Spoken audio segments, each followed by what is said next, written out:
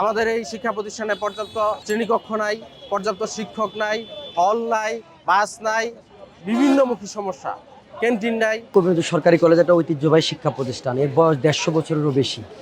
তো এই প্রতিষ্ঠানে নানা ধরনের সংকট রয়েছে। তার মধ্যে আমাদের সবচেয়ে বড় সংকট হচ্ছে আমাদের শিক্ষার্থীদের আবাসন সংকট, পরিবহন সংকট, ক্লাস সংকট, সব মিলিয়ে অনেক সংকটের মধ্যে এই কলেজ জর্জরিত। আমরা শিক্ষার্থীরা কিছু সংকটকে চিহ্নিত করি।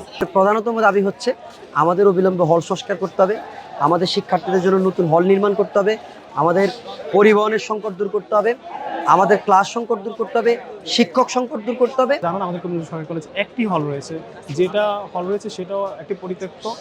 সেখানেও মানে থাকার মতো অবস্থা না, যে একটা অবস্থা, সেই অবস্থার জন্য উন্নতি করে সংস্কার করে এবং হচ্ছে আমাদের হলের জন্য জায়গা বৃদ্ধি করে এখানে ছাত্র এবং ছাত্রীদের জন্য।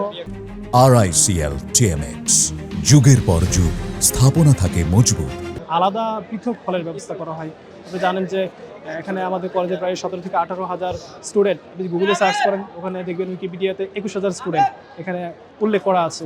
এই হাজার হাজার স্টুডেন্টের জন্য আমাদের এখানে ঢাকা শহরের মধ্যে এই সরকারি প্রতিষ্ঠানগুলোতে মধ্যবিত্ত স্টুডেন্টরা পড়তে আসে।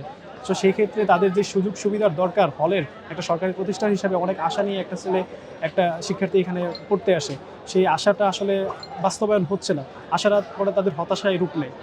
আমরা চাচ্ছি সেজন্য পৃথক পৃথক ছাত্রীদের জন্য আলাদা হল নির্মাণ করা হোক। আমাদের এই শিক্ষা প্রতিষ্ঠানে পর্যাপ্ত শ্রেণীকক্ষ নাই, পর্যাপ্ত শিক্ষক নাই, হল নাই, বাস নাই, বিভিন্নমুখী সমস্যা, ক্যান্টিন নাই। তো আমাদের এই সাধারণ শিক্ষার্থীদের বিভিন্নমুখী সমস্যা। বাংলাদেশের অন্যতম ঐতিহ্যবাহী কলেজ, তো ঐতিহ্যবাহী কলেজ হিসেবে আমাদের হল থাকার প্রয়োজন ছিল, আমাদের শিক্ষকদের নিরসনশীল সমাধান থাকতো। আমাদের বহুতল ভবন নেই, আমাদের শিক্ষার্থীরা ক্লাস করতে পারে না। তো এই ক্লাস সংকট, হল বিনির্মাণ এবং শিক্ষক নিরসন, বাসের খেলার মাঠ নাই, ভালো বিল্ডিং নাই, যেখানে যে কয়টা বিল্ডিং আছে ঝুঁকিপূর্ণ। আমরা চাই আমাদের এই বিল্ডিংগুলো মেরামত হোক এবং ছেলে মেয়েদের আলাদা আলাদা হল হোক, যাতে বহুতল ভবন হল হোক। আমাদের ছেলে মেয়েদের ওয়াশরুমের কষ্ট, যে মেয়েরা ওয়াশরুম ইউজ করতে পারে না, ছেলেদের ওয়াশরুম ইউজ করতে হয়। মেয়েদের একটা কমন রুম নেই। তো আমরা চাই মেয়েদের ছেলেদের আলাদা আলাদা ওয়াশরুম, হল রুম এবং কমন রুম, এগুলো আলাদা আলাদাভাবে হোক। আমাদের প্রচুর পরিমাণ বাস লাগবে, আমাদের অনেক স্টুডেন্ট, কিন্তু বাস নেই, স্টুডেন্টদের আসা যাওয়া করতে কষ্ট হয়। তারপরে টিচার নেই, আমাদের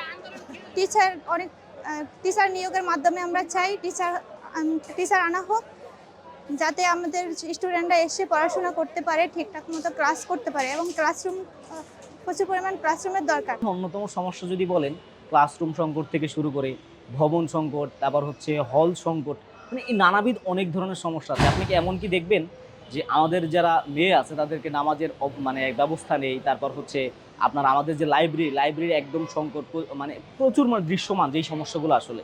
তো এই জিনিসগুলো আসলে খুবই দৃশ্যমান। প্লাস হচ্ছে আমাদের সবচেয়ে বড় যে সংকটটা, সেটা হচ্ছে পরিবহন সংকট। আপনি একটা জিনিস চিন্তা করেন, 153 বছরের একটা ঐতিহ্য, যে 7 কলেজের মধ্যে যে কলেজগুলো আছে, 153 বছর ধারে যে কলেজগুলো আছে, ওই কলেজগুলোর মধ্যে নিজস্ব বাস আছে। কবিরহাট সরকারি কলেজ নিজস্ব বাস নাই, ভাড়ায় চলে 2টা বাস আছে। আজকে আপনি খেয়াল করে দেখবেন, কবিরহাট সরকারি কলেজ স্টিকার লাগানো বাস না, আজকে আসছে ইউনাইটেড ইন্টারন্যাশনাল ইউনিভার্সিটি একটা স্টিকার লাগানো একটা বাস আসছে। তার মানে কি, আমি কোন ইউনিভার্সিটি মানে পড়ি বা কোনটা, আমাদের পরিচয়টা কি আলটিমেটলি, আমাদের পরিচয়গুলো এই যে সংকটটা, এই সংকটটার কারণে দেখা যায় কি কবিরহাটের শিক্ষার্থী মানে দিন শেষে পরিচয় দিতে অনেক সময় লজ্জাবোধ হয় যে আসলে 53 বছরের একজন ঐতিহ্যবাহী শিক্ষা প্রতিষ্ঠানে আমি পড়াশোনা করতেছি। এই জায়গা থেকে প্রশাসন আসলে কি করতেছে, কি উদ্যোগ নিতেছে আমরা জানি না।